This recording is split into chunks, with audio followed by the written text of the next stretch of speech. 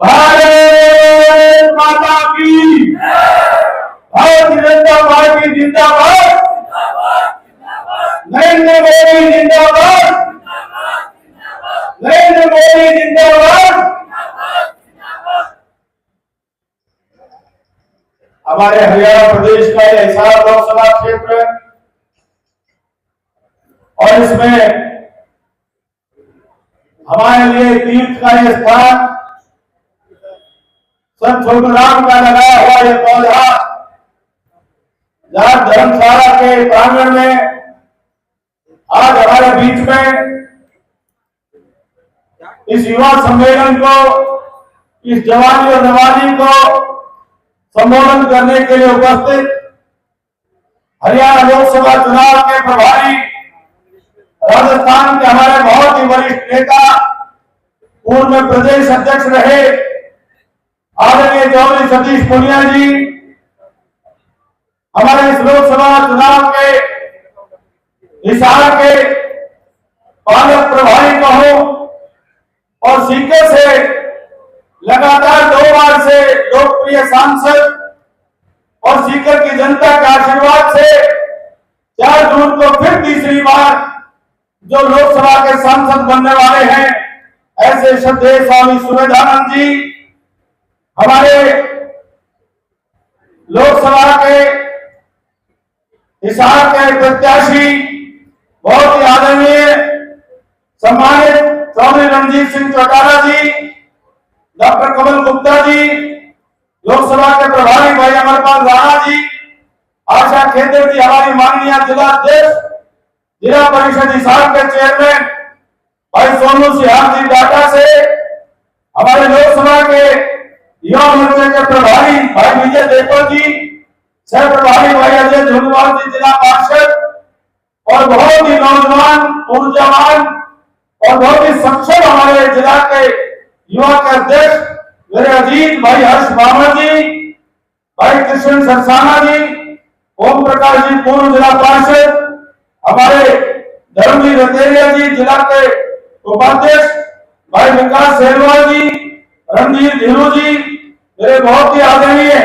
चौधरी रणजीत सिंह परिहार जी, सम्मानित मंच और कार्यक्रम में उपस्थित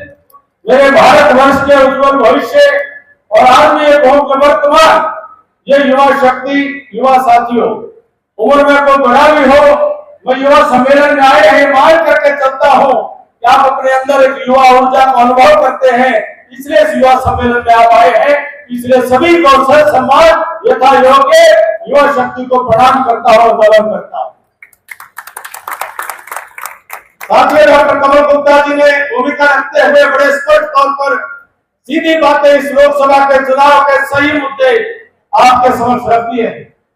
843 सीटों का यह चुनाव 140 करोड़ लोगों के भविष्य का फैसला करने वाला यह चुनाव, यह समस्त पृथ्वी के ऊपर सबसे बड़ा लोकतंत्र का त्योहार आज भारत की जनता मना रही और 100 करोड़ से अधिक लोग ये आज न केवल अपने वर्तमान का फैसला करने वाले हैं, आने वाले 5 साल का किस्मत का फैसला करने वाले हैं, बल्कि आने वाले 25 साल जो ये चुनाव का परिणाम है, ये देश के भविष्य का तय करने का चुनाव है।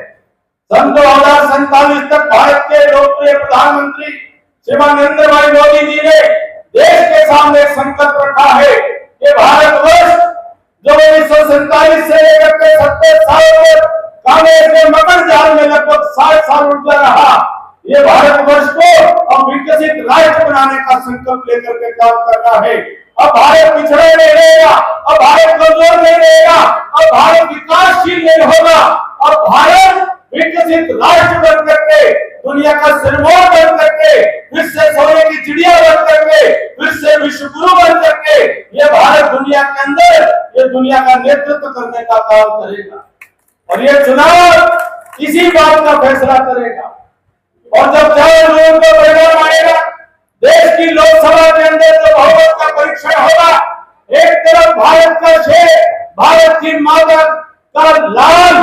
भारत माता का लाल, एक गरीब माँ की कोख से पैदा हुआ, एक साधारण पिछड़े परिवार में जन्म लेकर के चाय बेच करके जीवन की शुरुआत करके दुनिया का सर्वाधिक जनप्रिय नेता नरेंद्र मोदी जी प्रधानमंत्री पद के लिए वोट संसद के अंदर बहुमत का परीक्षण देंगे। और दूसरी तरफ सोने की चम्मच लेकर के पैदा हुआ, राजमहलों के अंदर पैदा हुआ, विदेशी संस्कृति में पला बड़ा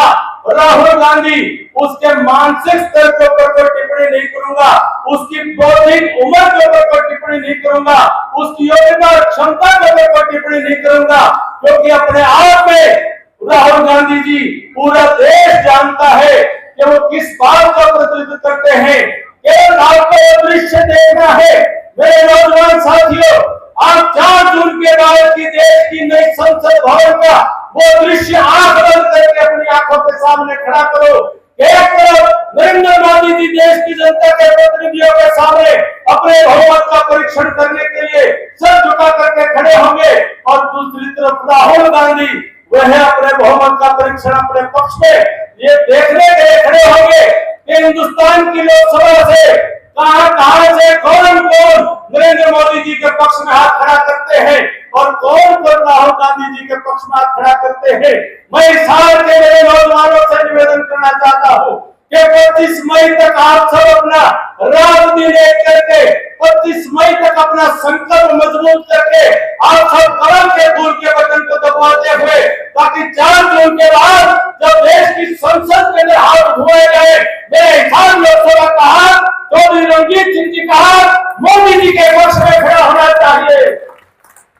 मेरे हिसाब की माताओं के दूध को लगाने का काम मत करना,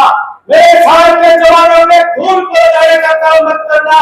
कि मेरे हिसाब से अगर कोई हाथ खड़ा हो तो ठप्पी ठोर का हाथ नहीं खड़ा होना चाहिए, तो थापी मार का हाथ नहीं खड़ा होना चाहिए।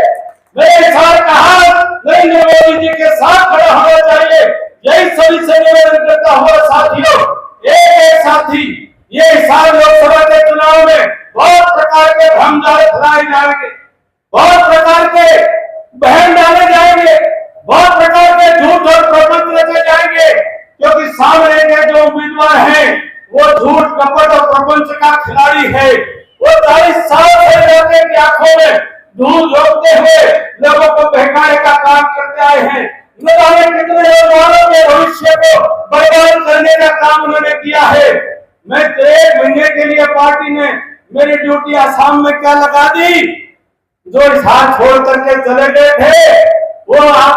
आदरणीय पुनिया साहब आपने बनारसी ठगों का खूब सुना होगा, लेकिन हरियाणा के अंदर एक ठग घूमता है, तो उसमें दुबैया ठग के नाम से लोग जानते हैं, दुबैया ठग भी घूमता है। और 4 जून के बाद ऐसा इंतजाम करते रहो कि 4 जून के बाद वो साथ की तरफ मुंह करके भी ना सोए, और वो अपना वापिस अपना बोरिया बिस्तर लेकर के और फिर वहीं चला जाए, और फिर कलायत की टिकट मांगता नजर आओगा। आपको दिखा दूंगा। साथियों, मेरा आप सभी से निवेदन, ये चुनाव कोई व्यक्तित्व का नहीं है, ये चुनाव हिंदुस्तान के भविष्य का है, और देश विरोधी और देश के पक्ष की विचारधारा का चुनाव। और मैं नहीं समझता कि मेरा ये नौजवान अपनी जिम्मेदारी को नहीं समझता है। एक नौजवान अपनी जिम्मेदारी को समझे, और चौधरी रणजीत सिंह जी हो, मंच पर बैठे वरिष्ठ नेता हो, हम सब के लिए आपका भविष्य ज्यादा महत्वपूर्ण है, नौजवानों का भविष्य ज्यादा महत्वपूर्ण है। आपके सामने पूरी जिंदगी पड़ी है, और हम देखना चाहते हैं कि आपके हाथों में जब देश की कमान हो, ये देश कमजोर नहीं रहना चाहिए। इस देश का किसान, इस देश का मजदूर, इस देश का जवान, इस देश का भविष्य सुरक्षित हाथों में आना चाहिए। इस देश के दलित और पिछड़ों का भविष्य सुरक्षित हाथों में आना चाहिए। इसलिए आज पूरे देश के लिए जरूरी है कि नरेंद्र मोदी जी को हम तीसरी बार देश का प्रधानमंत्री बनाने का काम करें। यही निवेदन करता हुआ मैं पुनः आप सबसे करबद्ध अपील करता हूं कि एक वोट कमल के फूल पर डाल करके और हिसाब से चौधरी रणजीत सिंह जी को विजयी बनाए और मोदी जी के हाथों को मजबूत करें। आप सबका बहुत बहुत धन्यवाद। जय हिंद, जय भारत।